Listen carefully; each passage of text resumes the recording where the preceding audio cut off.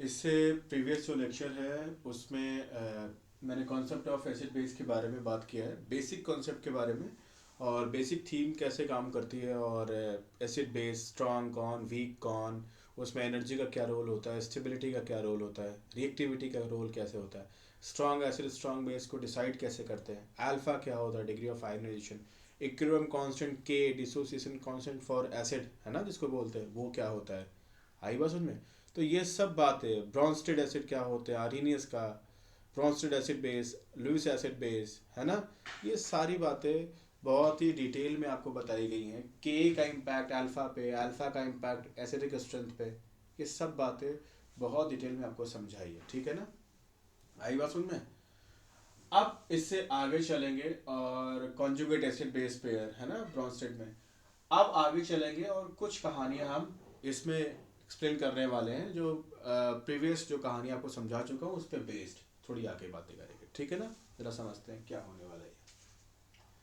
देखो, जो acid base का कॉन्सेप्ट हमने पढ़ा क्यों है, क्योंकि बहुत सारे ऑर्गेनिक रिएक्शंस आप पढ़ोगे जहाँ या तो वो खुद ही एसिड बेस रिएक्शन होंगे, या तो अगर उनके मैकेनिज्म में जाओगे ना तो कुछ ऐसे स्टेप्स आपको मिलेंगे जहाँ पे आपको एसिड बेस रिएक्शंस हो रही होंगी। तो इसलिए आपको एसिड बेस पढ़ना बहुत ही इंपॉर्टेंट हो जाता है ऑर्गेनिक केमिस्ट्री में भी। समझ पा रहे हो? अब सुनो, तो ये पहली बात लिख दी कि जो बात अभी मैंने बोली वो यहाँ पे लिखी हुई है, कॉपी कर लेना। फिर यहाँ पे अगला है जिंक एल्यूमिनियम बोरॉन आयरन, खासतौर पर iron 3 frequently used as acid. वजह क्या है? क्योंकि इनके पास एम्प्टी ऑर्बिटल है, समझा चुका हूँ लुईस के कॉन्सेप्ट में कि एम्प्टी ऑर्बिटल होगा तो अधूरी ख्वाहिशें होंगी। जिनको दिक्कत है प्रीवियस वीडियो जाके देखो, बेसिक वीडियो जो एसिड बेस का है वो देखो, ठीक है। तो इसलिए ये क्या होंगे, ये किसकी तरह काम करेंगे, ये लुईस एसिड की तरह काम करेंगे, ठीक है। जैसे एग्जांपल के तौर पे यहाँ पे मैं आपको दिखाऊं तो कई बार आपको मिलेगा ये जिंक, लिख लो यहाँ पे, जिंक की बात करोगे तो ZnCl2 आपको कई बार मिलेगा, Al की बात करोगे AlCl3 आपको कई बार मिलेगा, ठीक है। Bf3 आपको कई बार मिलेगा, और FeBr3 आपको कई बार मिलेगा। समझ पा रहे हो? तो ये क्या होते हैं, ये लुइस एसिड्स होते हैं। और क्यों लुइस एसिड्स होते हैं? क्योंकि जिंक के पास, एल्यूमिनियम के पास, बोरॉन आयरन, इन सब के पास क्या होते हैं, एम्प्टी ऑर्बिटल्स होते हैं, अधूरी ख्वाहिशें होती हैं। इसलिए ये डोनर से बोलते हैं आओ भाई लोन पेयर, हमारे अधूरी ख्वाहिशों में अपना लोन पेयर शेयर करो, हमें लुइस एसिड और खुद को लुइस बेस बनाओ। समझ पाए? अब जरा समझना, H3O प्लस वो सबसे स्ट्रॉन्ग एसिड है जो पानी में रह सकता है। इससे ज्यादा स्ट्रॉन्ग अगर एसिड होगा तो क्या होगा, जरा समझो।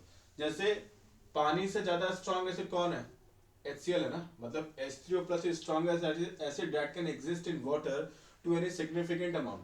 The acid which is stronger acid than water, जो वाटर से ज्यादा स्ट्रॉन्गर एसिड होंगे वो क्या करेंगे, वो तुरंत वाटर को H+ दे देंगे और H3O+ बन जाएगा। मतलब H3O+ वो स्ट्रॉन्गेस्ट एसिड है जो कि वाटर में सिग्निफिकेंट एक्सटेंट तक रह सकता है।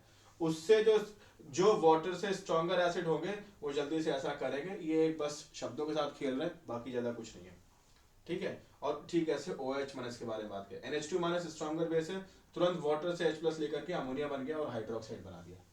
समझ पा रहे हो? तो इस तरीके से कहानी क्लियर है। अगर इससे वीक बेस होता वाटर से तो क्या करता, वाटर उसे देता, अगर वीक बेस होता तो वाटर उसे H+ दिया करता। समझ पा रहे हो? तो इस तरीके से ये सारी कहानियां हो गई, कॉपी कर लो इसको, आगे चलते हैं।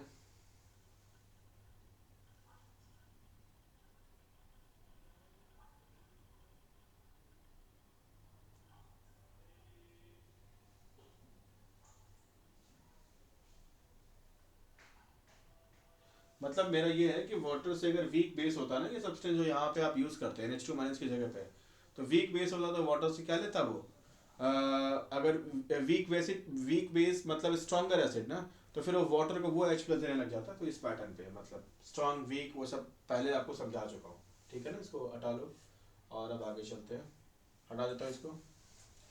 और नेक्स्ट कहानी हम करने वाले हैं, और वो क्या रहने वाली है, अगली बात, एक छोटी सी बात,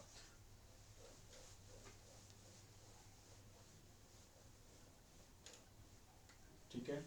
और देखो, ये कई बार एसिड बेस रिएक्शन क्यों फेवर क्यों होती है, मतलब ऐसी क्या वजह है, कौन इस पे कहानी प्ले करता है, तो ध्यान दो, ये बात लिख लो, ऑपोजिट अट्रैक्ट्स, ठीक है ना। जो ऑपोजिट होंगे वो क्या करेंगे, अट्रैक्ट करेंगे। जैसे एग्जांपल के तौर पे आप लोग, तो BF3 और अमोनिया, इसके पास लोन पेयर है, जब ये दोनों जब इंटरैक्ट करेंगे ना, BF3 प्लस अमोनिया, तो क्या बनेगा, BF3 इसके साथ अपन लोन पेयर बॉन्ड बना लेगा ना, ये सब समझा चुका हूँ। तो NH, तो यहाँ पे जो ये बॉन्ड बनेगा इसकी वजह से NH3 पे क्या आएगा, पॉजिटिव, इसकी तरफ क्या आएगा, नेगेटिव, क्योंकि ये लोन पेयर एक्सेप्ट कर रहा है ना, नेगेटिव ये डोनर है। तो यहाँ पे जो चार्ज क्रिएशन हुआ, जो चार्ज का फॉर्मेशन हुआ, इसकी वजह से ये इन दोनों के बीच में क्या लगेंगे, फोर्स ऑफ अट्रैक्शन, और इनकी स्टेबिलिटीज क्या होंगी, बढ़ेंगी। तो ये भी रोल यहाँ पे प्ले करेंगे इनके स्टेबिलिटीज में। कुछ समझ आया, कोई डाउट है इसमें, बढ़िया, हटा लो इसे, कर लो कि क्यों एसिड बेस रिएक्शंस, एक तो जरूरत थी, ऊपर से आयनिक इंटरेक्शन में आएंगे, तो ये भी वजह है इनकी स्टेबिलिटी को बढ़ाने में। जैसे यहाँ पे कुछ एग्जांपल्स को आप देख सकते हो कि आपके पास AlCl3 है, तो Cl ने अपने लोन पेयर का यूज करके Al के एम्प्टी ऑर्बिटल में क्या किया, बॉन्डिंग किया, और Al के एम्प्टी ऑर्बिटल जो एक p का खाली था ना, उसमें एम्प्टी ऑर्बिटल में बॉन्डिंग किया, तो फाइनली Al पे नेगेटिव, Cl पे पॉजिटिव, तो अपोजिट अट्रैक्ट कर रहे हैं, ये एक रोल प्ले कर रहा है। साथ में ये किसकी तरह काम कर रहा है, अगर हम बात करें तो ये यहाँ पे लुईस बेस, क्योंकि ये डोनेट कर रहा है, लोन पेयर अपना शेयर कर रहा है। अब ये लुईस एसिड, समझ पा रहे हो। एक छोटी सी कहानी और भी जरा समझ लो। देखो स्पेक्टेटर आयन आपको बताना है, एक्चुअल में जब KOH और HBr की रिएक्शन होती है ना, तो फाइनली H प्लस और OH माइनस H2 बनाते हैं, इसका OH माइनस इसका H प्लस, और ये K प्लस Br माइनस है, तो अपना काम बस स्पेक्टेटर होते हैं, ठीक है ना, फाइनली ये काम होता है, तो इसको नोट कर लेना। फिर यहाँ पे देखो CH3 प्लस, आउटर शेल में सिर्फ 6 इलेक्ट्रॉन है, तो ये क्या हो गया, ये आपका La लुईस एसिड, ये क्या हो गया, Cl माइनस Lb, समझ पा रहे हो। यहाँ देखो, तो ये क्या हो गया, Lb लुईस बेस, यहां से H प्लस को विड्रॉ करेगा, H प्लस को विड्रॉ करेगा, समझ पा रहे हो, और फिर CH4 बन जाएगा। कहानी क्लियर है, बहुत अच्छा। अब इससे आगे चलते हैं और कुछ कहानियां इसको ड्रॉ कर लो। देखिए कुछ एग्जांपल्स पे और भी बात करने वाले हैं। जैसे यहाँ पे देखिए CH3 माइनस क्या है, इसका ऑक्टेट कंप्लीट है बट चार्ज है, और ये बेस की तरह काम करेगा ना, आपको अच्छे से पता है। N का मोर इलेक्ट्रोनेगेटिविटी होता है, इसलिए कार्बन की तरफ से इलेक्ट्रॉन इसके अपनी तरफ विड्रॉ करेगा, तो कार्बन यहाँ पे इलेक्ट्रॉन डिफिशिएंट होगा, और कार्बन के इलेक्ट्रॉन डिफिशिएंट होने की वजह से ये न्यूक्लियोफाइल या आप कह लो Lewis base electron rich species, ये क्या कर देगा, C पे अटैक कर देगा। तो फाइनली यहाँ पे ये सेटअप एक एसिड लुईस La बोले तो लुईस एसिड की तरह काम कर रहा है, और ये जो काम कर रहा है वो किसकी तरह काम कर रहा है, लुईस बेस की तरह, यानी कि ओवरऑल ये बेस है, ये एसिड है। समझ गए बात को आगे। तो फाइनली इसने अटैक किया, और ध्यान दो एरो में कई बार लोग गलती करते हैं, तो एरो पे ध्यान देना, ये माइनस से इस कार्बन पे अटैक होगा, ठीक है ना, तो ये पाई बॉन्ड इस N पे घूमेगा, इसको एरो को ऐसे मत बना देना कहीं दूर भाग रहा, नहीं, इस पे दिखाओ कि इस पे जा रहा है, ठीक है ना, एरो की गलती मत करना, ठीक है। अगला ये कर लिया आपने। दूसरा आप सीन दे सकते हो, देखो यहाँ पे इस पाई बॉन्ड का, ये पाई बॉन्ड का यूज करते हुए ये इलेक्ट्रॉन रिच इस गरीब पे अटैक कर रहा है ना, तो फाइनली जब पाई का यूज करके इसने R के साथ बॉन्ड बना लिया ना, इधर वाला बॉन्ड इधर बना लिया, तो इसके दोनों इलेक्ट्रॉन छिन गए ना, दोनों ही इलेक्ट्रॉन का पाई वाले का यूज करके तो R प्लस के साथ बॉन्ड बनाया ना, तो फिर इस पे पॉजिटिव, समझ पाए। जैसे यहाँ पे एक एग्जांपल देखो, O के लोन पेयर का यूज करके हाइड्रोनियम पे अटैक कर रहा है, तो ये H पे अटैक करेगा, और फिर ये बॉन्डिंग के दोनों इलेक्ट्रॉन O प्लस पे घूम जाएंगे, तो फाइनली वो न्यूट्रल बन जाएगा और H2 बन जाएगा, और ये H प्लस को गेन कर रहा है इसलिए न्यूट्रल।